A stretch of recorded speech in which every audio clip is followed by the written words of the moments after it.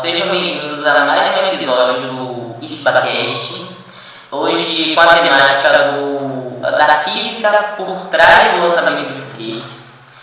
E hoje nós iremos entrevistar a professora Luciana. E primeiramente eu queria agradecer a senhora pela sua presença, por estar aqui neste episódio do programa. Muito obrigado. E antes de começar as entrevistas, eu queria perguntar um pouco mais sobre a formação da senhora. Olá, Albert e todos que nos escutam. Eu que agradeço a oportunidade de participar desse episódio do IFBAcast. E com respeito à minha formação, eu sou formada em Física, eu sou bacharel em Física pela Universidade Estadual de Feira de Santana. Assim que eu concluí minha graduação, eu fui para o mestrado na área de Astronomia, Instituto de Astronomia, Geofísica e Ciências Atmosféricas, que pertence à USP, à Universidade de São Paulo, e eu estudei lá no campus de São Paulo. E logo depois eu decidi fazer meu doutorado numa área mais aplicada da física, e dessa forma aí eu fui para a área das ciências visuais, realizando meu doutorado tanto no Instituto de Física de São Carlos, que também pertence à USP, realizando toda a parte experimental, mas com meu vínculo dentro do programa de pós-graduação da Universidade Federal de São Paulo, no estado de São Paulo, na cidade de São Paulo. Então, agora iniciando com as perguntas, vamos lá. Como a física se aplica na astronomia, visto que ela tem uma relevância para o lançamento e projeções espaciais? A física é usada em projetos e estruturas de foguetes? Então, é importante começar explicando que a física ela é uma ciência extremamente importante, justamente por ela estar presente em diversas áreas do conhecimento.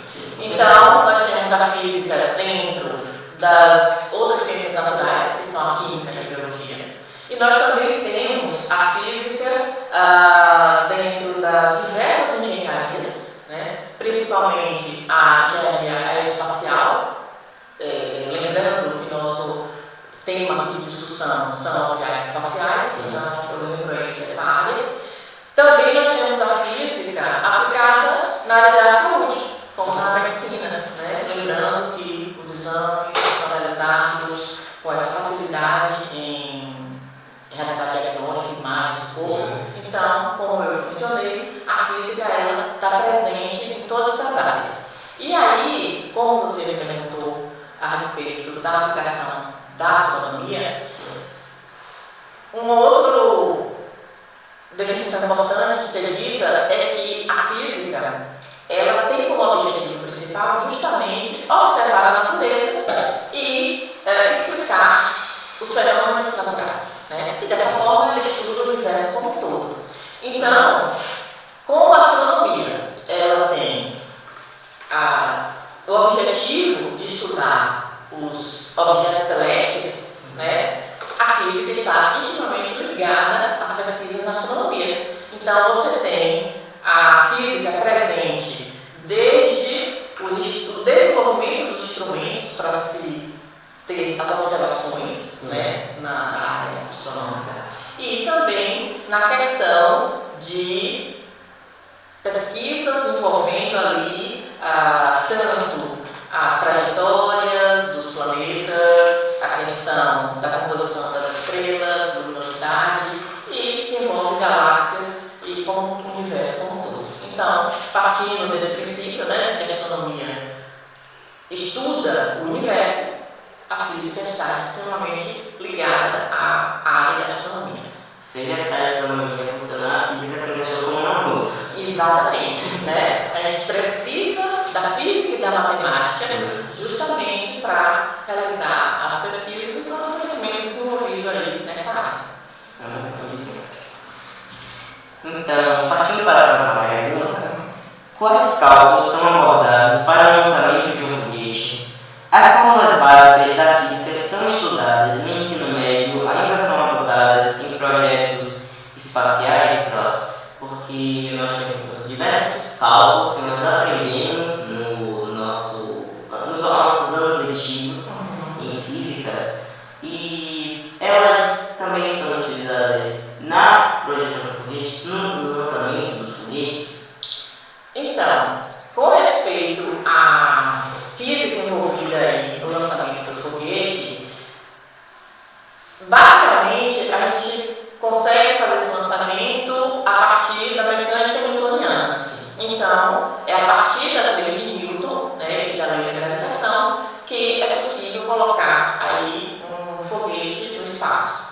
Então, com respeito a ser as fórmulas usadas no ensino médio, por um lado sim, porque as leis de Newton são apresentadas e discutidas no ensino médio. Por outro lado, é importante lembrar que nesse momento de formação são apresentados problemas e condições ideais em que, por exemplo, a resistência do ar não está envolvida nos cálculos, mas a gente está discutindo uma situação real. Então, na verdade, o que ocorre é que o foguete, ele precisa ser lançado, ou seja, ele necessita de uma força para cima, justamente lutando contra essa força da gravidade, que está puxando ele para baixo. E, nesse caso, você tem ali uma força de empuxo, que é produzida pela combustão, e aí, nesse momento, você tem a terceira lei de Newton, certo? Que, lembrando que a terceira lei de Newton é aquela da ação e reação. Então, você tem uma ação sendo realizada pela combustão dos gases, né, no motor ali de combustão. A partir dessa queima desses gases, aí surge a reação, que é o foguete justamente obter energia suficiente para ser lançado. E aí é importante lembrar da necessidade deste foguete ele ter uma velocidade autossuficiente justamente para conseguir vencer essa força gravitacional. E quando se trata de missões com trajetórias mais longas, aí a gente tem que lembrar que este foguete ele necessita romper a velocidade, que é a chamada velocidade de escape, que é aquela velocidade que um objeto tem que ter no mínimo para que ele consiga aí, sair do campo gravitacional. E essa velocidade, né, só dizendo ali para quem tem curiosidade, é em torno de 11,2 km por segundo. Né? E só para título de comparação, isso chega próximo a 40.270 km por hora. Então, velocidade muito grande para que o foguete consiga sair desse campo gravitacional. Mas essa velocidade ela pode ser menor se a ideia for uma altitude elevada, mas não o suficiente para sair do campo gravitacional. A história do bueiro que era voando para fora do campo gravitacional da Terra. Não sei se vocês querem ver aqui. Não, É uma imagem. Não, ele estava voando para fora do campo gravitacional da Terra. Não vi esse episódio. É um episódio estranho isso. Então, partindo para a próxima pergunta, em sua opinião, a física é importante para a astronomia e o lançamento de foguetes? Tendo em vista de tudo que a gente ouviu aqui, a física segundo a senhora, a física é de importância para o lançamento de foguetes? Então, diante, né, de tudo que eu mencionei até aqui, a gente entende que a física ela é extremamente importante nessa questão do lançamento dos foguetes, lembrando, né, das leis de Newton, que é a base para se colocar esse foguete no espaço, mas também lembrando da importância da física desde o projeto desse foguete, na questão do design, da aerodinâmica, até a questão dos materiais utilizados, justamente pelo fato de serem escolhidos materiais resistentes, leves e que suporte altas temperaturas. Então, nesse sentido, a engenharia de materiais está muito presente, né? E hoje a engenharia de materiais tem avançado bastante nessa questão de novos materiais que ofereçam essas características. Então, nesse sentido, a física ela é importante no lançamento, como eu falei, desde o design e a definição da aerodinâmica desse foguete até a estrutura, né? Lembrando que ele tem que ter uma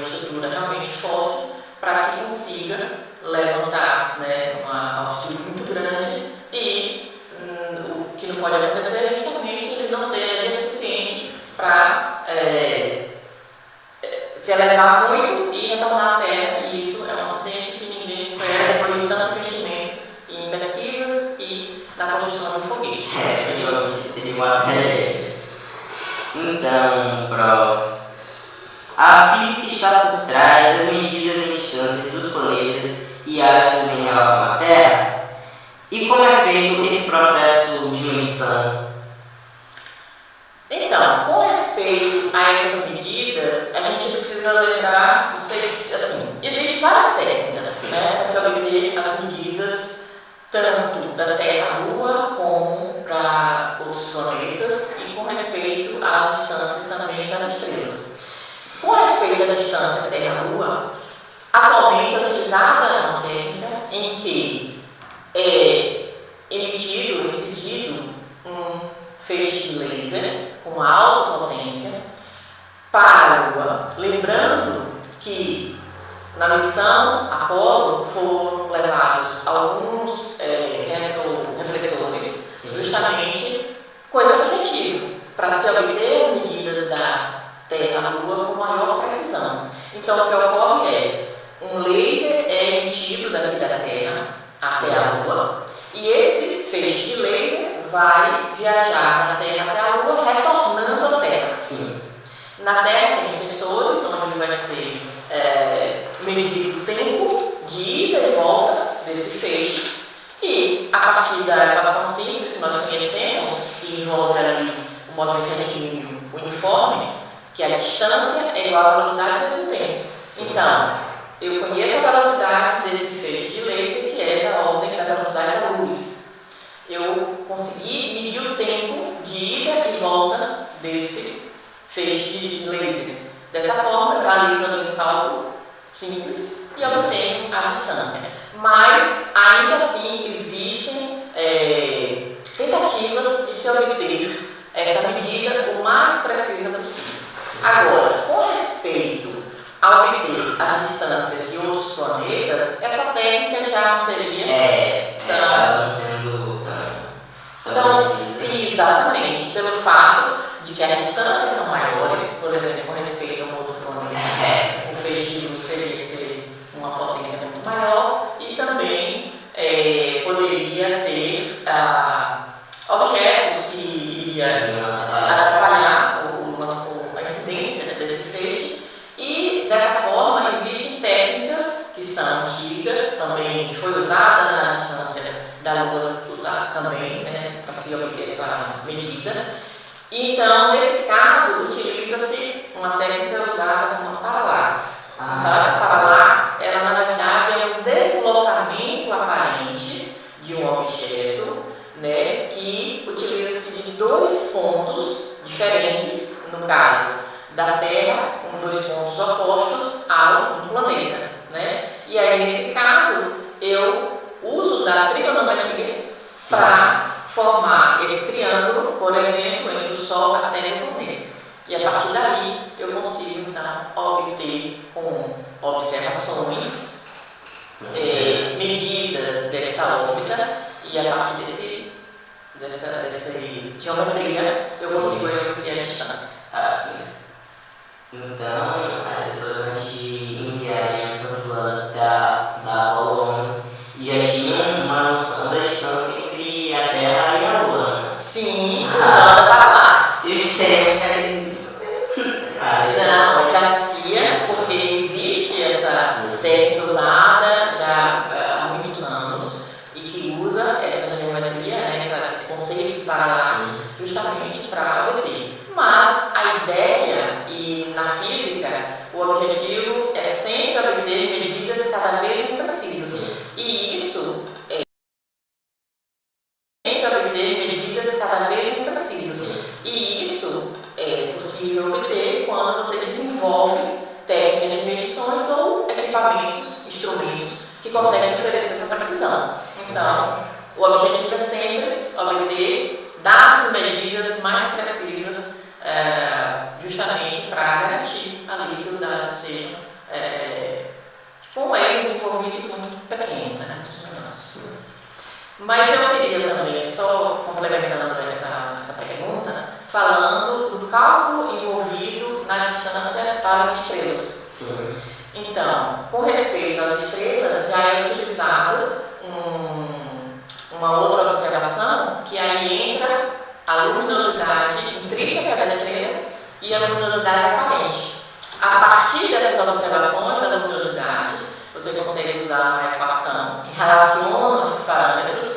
Então, essa fórmula, que é a diferença da luminosidade aparente menos a luminosidade intrínseca, vai ser igual a menos 5, né, uma constante, mais 5 log de D. Então, esse D, que é a distância, né, realizando esse cálculo aí dessa forma, você consegue obter a distância com respeito às estrelas. Então, visto que a força gravitacional é uma grandeza importante para a física e suas equações são indispensáveis para o lançamento dos foguetes, como o espaço afeta o objeto, sabendo que a gravidade é diferente de fora do campo gravitacional? Então, eu comentei que a física envolvida, a física básica envolvida, é suficiente utilizar a mecânica newtoniana para aquelas missões próximas. Então, missões desde a colocar um satélite em órbita da Terra ou viagem até a Lua, a mecânica newtoniana é suficiente para essas missões. Quando a gente está levando em conta, né, missões que necessitam de distâncias maiores e, por isso, necessita de velocidades maiores, justamente porque o foguete vai ter que escapar do campo gravitacional, né? Então, a gente tem que lembrar que a relatividade geral, né, a relatividade descoberta e discutida por Albert Einstein, tem que ser inserida nos cálculos, justamente porque, no caso, na concepção de Einstein, né, não existia o campo gravitacional. Na verdade, para Einstein, existia uma curvatura no espaço-tempo, e aí, nesse espaço já é quadridimensional, você tem as 3 coordenadas mais outra grandeza, que é o tempo. Então, essa curvatura vai modificar essas distâncias e o tempo. E aí, nesse sentido, é de extrema importância que seja inserida a relatividade, justamente para ter uma melhor precisão, tanto na trajetória, né, que esse foguete vai realizar, quanto a questão dos instrumentos envolvidos, como o GPS, com o tempo que vai levar para pousar em algum local ou chegar a algum local. Então, nesse sentido, a interferência, né, desse objeto no espaço é justamente por conta que, segundo Einstein, né, na relatividade geral, esse objeto vai interferir nesta curvatura do espaço. Entendo. Então, a física, ela também está presente no tracejamento de rotas para desviar dos passageiros dos foguetes. Por exemplo, se a física é utilizada para ver a melhor rota para o foguete não, por exemplo, não bater em detritos, em lixo espacial, em rochas. A física também está por trás disso?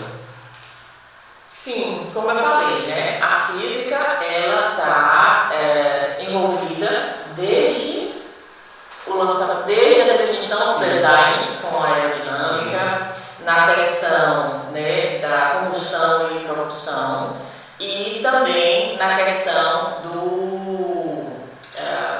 desse lançamento, né? E com respeito a... desculpa, mas qual foi a pergunta? A pergunta é exatamente o tracejamento. Pronto. Então, a física, sim, ela está envolvida na definição dessa trajetória, justamente porque, como eu mencionei, se o foguete está numa missão em que ele vai percorrer longas distâncias, você precisa ter em mente que, a partir do momento em que esse objeto ele sair do campo gravitacional, ele está sujeito a uma aceleração da gravidade menor, né, por estar lembrando que a aceleração da gravidade é diretamente proporcional, quer dizer, é proporcional ao inverso do quadrado da distância. Então, quanto mais distante da Terra, você tem uma aceleração da gravidade menor. Só que, quando esse objeto escapa desse campo gravitacional, ele também está sujeito a outros campos gravitacionais, de outros planetas, inclusive do Sol. Então, é extremamente importante que toda a trajetória seja bem definida para que não ocorra nenhuma mudança no trajeto que é importante para a missão, entende? Então, é importantíssimo que seja bem definida a trajetória aí para que não ocorra nenhuma mudança ou o foguete entre no campo gravitacional de um outro planeta que não era aquele pertencente à missão. Principalmente se ela for tripulada, né? Exatamente. Isso tem que se ter muito cuidado, levando em conta que todas as missões que foram tripuladas, até o momento já houve alguns acidentes com mortes de astronautas, e então isso requer extremamente cuidado com os cálculos, com tudo que está definido, justamente para que não ocorra acidentes, né, como esse já ocorreu. Com certeza. Então, como se calcula a aceleração da gravidade em um planeta? Seria da mesma forma que da aceleração da gravidade da Terra?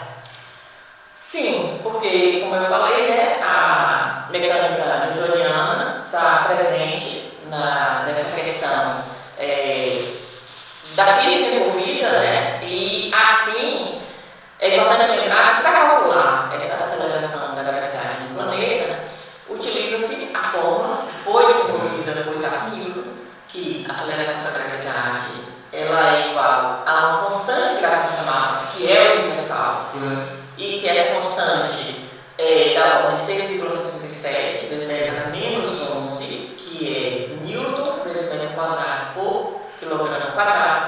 Essa é uma constante universal. E isso multiplicado pela massa do planeta sobre R ao quadrado. Então, se você conhece essa constante universal, tem informação da massa do planeta e a distância que ele se encontra, você consegue calcular esta aceleração aí do planeta. Então, de fato, você utiliza ali a mesma lei da gravitação, né, de Newton, que é universal, pode ser usada, mas lembrando que quando se envolve aí altas velocidades e grandes distâncias, tem que lembrar que a relatividade tem que entrar na Pelo menos até agora, a lei de Newton é extremamente importante para essa. Sim, a gente consegue resolver vários problemas tendo apenas as leis de Newton ali conhecidas. Elas são praticamente indispensáveis. Sim. Então, de modo geral, a física tem real importância e é um conhecimento útil em várias áreas, principalmente no dia a dia. O que pode ser feito para o estudo da física alcançar mais pessoas, dando conhecimento até mesmo para calcular o lançamento de um foguete? Porque atualmente nós vemos muito a física como um tabu para as pessoas. É sempre a física é difícil, a física é complicada, da mesa. E assim, quais seriam as melhores formas de tirar esse tabu da mente das pessoas, de fazer elas verem a física não como um bicho de sete cabeças, mas como uma matéria de estudo extremamente importante para a sociedade? Então, primeiro, né, é importante a gente lembrar que todas as pessoas deveriam ter direito a uma educação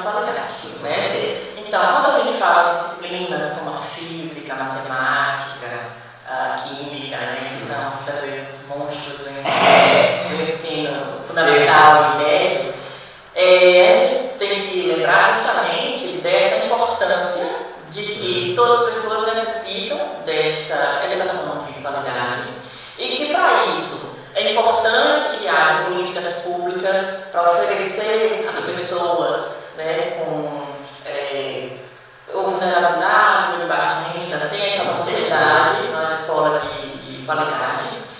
E também desenvolver programas em que haja atividades interessantes do dia a dia, que esses alunos entendam que a física e a matemática é extremamente importante, como eu falei no início, né, da entrevista. A física está envolvida em diversas áreas do conhecimento. Então, se o aluno, o estudante, ele tem uma base sólida nessas disciplinas básicas, ele tem a opção da escolha, no sentido de que, seja do interesse de construir um foguete, de colocar, lançando esse foguete ao espaço, ou esteja interessado em uma outra área, ele tendo essa formação sólida, essa boa formação, dá esse direito da escolha.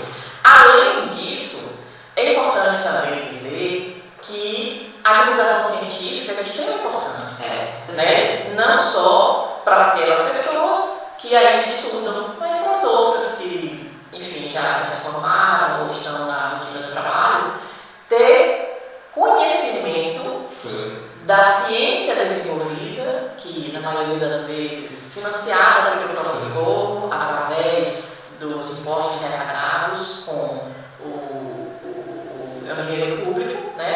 O governo precisa desenvolver projetos para que seja levado para a população. Então a ideia é que haja essa divulgação científica para que as pessoas entendam a importância da ciência.